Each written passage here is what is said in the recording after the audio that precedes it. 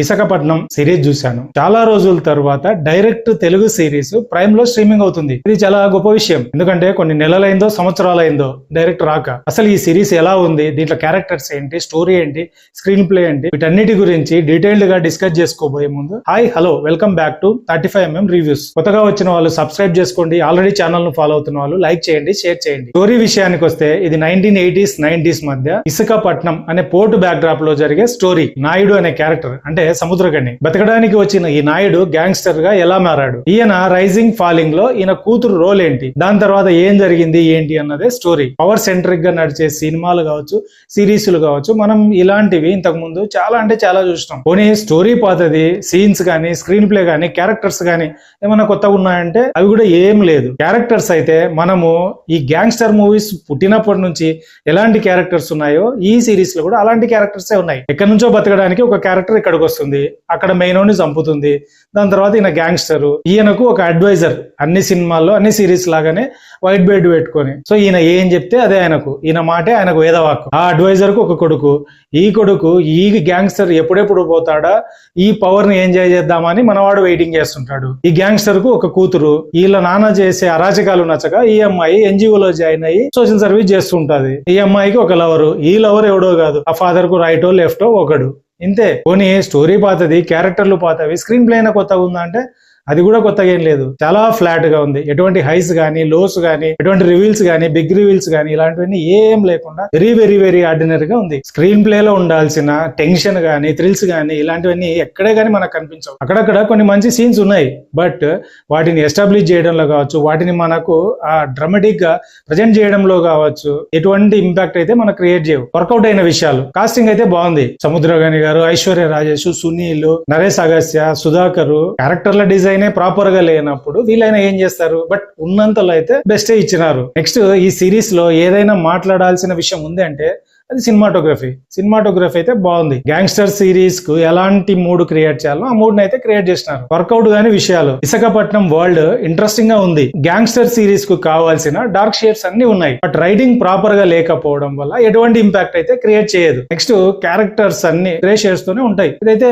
Interesting గానే అనిపించింది, but వీటిని కూడా ప్రాపర్ గా డిజైన్ చేయకపోవడం వల్ల క్యారెక్టర్స్ అన్ని వన్ సైడ్ అయ్యి ఏమాత్రం ఇంట్రెస్టింగ్ అయితే ఉండవు. నెక్స్ట్ నాయుడు క్యారెక్టర్ అంటే సముద్రకని ఎక్కడి నుంచో ఇక్కడికి వస్తూ ఒక మెయిన్ క్యారెక్టర్ లేపేస్తుంది, గ్యాంగ్స్టర్ అవుతాడు. సో ఇంతవరకు ఫైన్, 1 or 2 ఎపిసోడ్స్ లోనే దీన్ని చెప్పేస్తారు. దాని తర్వాత మనకి ఎప్పుడు ఇంట్రెస్ట్ వస్తుంది, ఈ క్యారెక్టర్ కు ప్రాపర్ థ్రెట్ ఉండి, అపోజిట్ గ్యాంగ్స్ ఉండి, వాళ్ళు ప్రాపర్ స్కెచ్లు గీస్తున్నారు, దీనికి ఆయన ఎలా కౌంటర్ ఇస్తున్నాడు, సో ఈ డ్రామా అంతా ఉంటే అప్పుడు మనకు థ్రిల్ వస్తుంది. వర్మ అనే ఒక క్యారెక్టర్ ఉంది, కానీ ఈ క్యారెక్టర్ ద్వారా చెప్తారు ఇతను నాయుడుకు భారీ స్కెచ్లు గీస్తున్నాడు, బట్ ఇతని వల్ల కావడం లేదని. అవి డైలాగ్స్ లో ఉంటాయి తప్ప ఒకటంటే ఒక్క సీన్ కూడా ఈయన ఎటువంటి స్కెచ్ గీసినాడు, నాయుడు అనేవాడు ఎలా ఎస్కేప్ అయినాడు, లేకపోతే దాని కౌంటర్ ఎలా ఇచ్చినాడు, ఇలాంటిది ఒక్కటంటే ఒక్కటి కూడా ఉండదు. నెక్స్ట్ పోతన అనే ఇంకో క్యారెక్టర్ కూడా ఉంటది. ఇది కూడా అంతే, బర్మా నుంచి వచ్చింటది క్యారెక్టర్. ఏ మాత్రం ఇంపాక్ట్ క్రియేట్ చేయదు. ఏదో ఊరికే ఉండాలంటే ఉన్నాయి ఆపోజిట్ యాంగిల్ అన్నట్టు ఉంటది తప్ప ఒక్కటంటే ఒక్కటి కూడా సాలిడ్ ఒక స్కెచ్ గానీ, ఒక అటాక్ గానీ అలాంటివి ఏం చేయదు. అట్లీస్ట్ ఒక బ్రెయిన్ ప్లే కూడా ఉండదు. సో దీని వల్ల ఏమైపోతుంది, సిరీస్ అంతా చాలా ఫ్లాట్ గా నడుస్తుంటది. నెక్స్ట్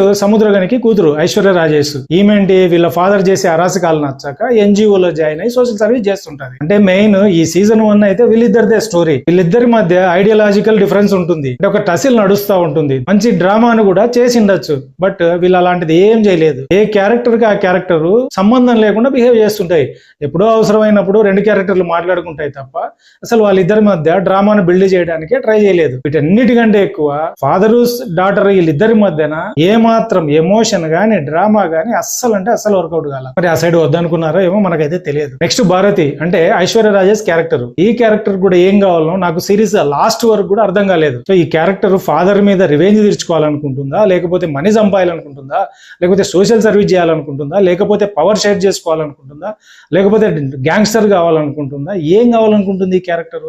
లాస్ట్ కి అయితే ఏదో ఒక కన్క్లూజన్ ఇస్తాడు, బట్ అంత వరకు ఏదేదో చేస్తుంటది ఈ character. Next Sunil character department లో ఉంటాడు. ఈ క్యారెక్టర్ కు సునీల్ ఎందుకు పెట్టినారో అస్సలు అర్థం కాదు. మనము సునీల్ అనేవాడు క్యారెక్టర్ చేస్తున్నాడు అంటే అంత ఇంత ఎక్స్పెక్ట్ చేస్తాం కదా. దట్టు పోలీస్ డిపార్ట్మెంట్ అంటే ఇలాంటి గ్యాంగ్స్టర్ మూవీలో పోలీస్ డిపార్ట్మెంట్ కు ఒక మంచి ఛాన్స్ ఉంటది, బట్ వీళ్ళు అలాంటిది ఏం చేయలేదు. సిరీస్ మొత్తం మీద ఒక్కటంటే ఒక్క సీన్ కూడా ప్రాపర్ సీన్ సునీల్ కి లేదు. రియల్ గానే ఈ క్యారెక్టర్ ని యూజ్ చేసుకోవాలి అనుకుంటే, సో 2 గ్యాంగ్స్ ఉన్నాయి, వాళ్ళిద్దరి మధ్యన ఈ పోలీస్ అనేవాడు బ్రెయిన్ ప్లే చేసి వాళ్ళను ఒక ఆట ఆడుకుంటే అప్పుడు మనకి ఇంట్రెస్టింగ్ ఉంటది. సో దీన్ని ఆడుకోవడానికి కూడా ఒక స్ట్రాంగ్ రీజన్ కూడా ఉంది.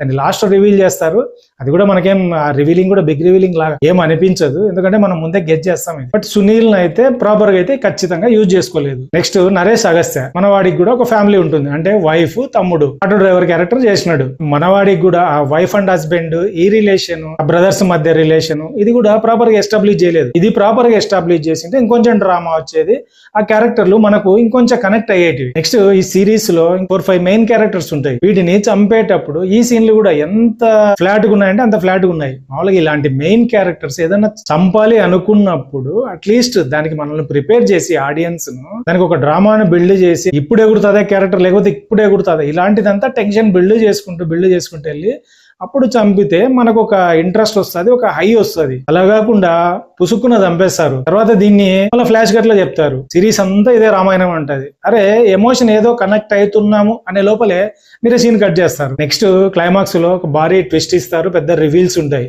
హై అయితే ఇవేవు, ఆల్రెడీ మనం ఇవన్నీ గెస్ చేస్తూనే వస్తుంటాం. ఇంత ముందే చెప్పినట్టు స్క్రీన్ ప్లే చాలా ప్రెడిక్టబుల్ గానే ఉంటది. ఎనీ గ్యాంగ్స్టర్ మూవీ కావచ్చు, సిరీస్ కావచ్చు, మనకు ఇంపాక్ట్ క్రియేట్ చేయాలంటే ఆర్టిస్టులతో పాటు మేజర్ గా సినిమాటోగ్రఫీ, బీజిఎం చాలా అంటే చాలా బాగుండాలి. సో ఇక్కడ ఆర్టిస్టులు, సినిమాటోగ్రఫీ వరకు ఓకే, బట్ బీజిఎం వచ్చేసరికి ఇది కూడా సీన్లకు బీజిఎం ఉండాలంటే ఉండాలా అన్నట్లు ఉంది తప్ప ఇంపాక్ట్ అయితే ఎక్కడ క్రియేట్ చేయలేదు. డైరెక్టర్ వచ్చేసి గ్యారీ, ఇతను అడివిషియస్ మూవీస్ ద్వారా బాగా పాపులర్, అంటే ఎడిటర్ గా. డైరెక్టర్ కూడా ఒక మూవీ చేశాడు నిఖిల్ హీరోగా, స్పై అనే మూవీ. డైరెక్టర్ గా ఈ సిరీస్ సెకండ్ అనుకుంటా. ఎగ్జిక్యూషన్ అయితే చాలా బూరుగా ఉంది. ఓవరాల్ గా ఇసకపట్నం నాకు ఓకే అనిపించింది. డైరెక్ట్ తెలుగు సిరీస్ చూడక చాలా రోజులైంది, ఒకసారి చూద్దాం అనుకుంటే మీకు టైం బాగా ఉండి పేషెన్స్ బాగా ఉంటే ఒకసారి ట్రై చేయండి. చూసిన తర్వాత మీకేమనిపించింది, నచ్చిందా నచ్చలేదా కింద కామెంట్ రూపంలో చెప్పండి.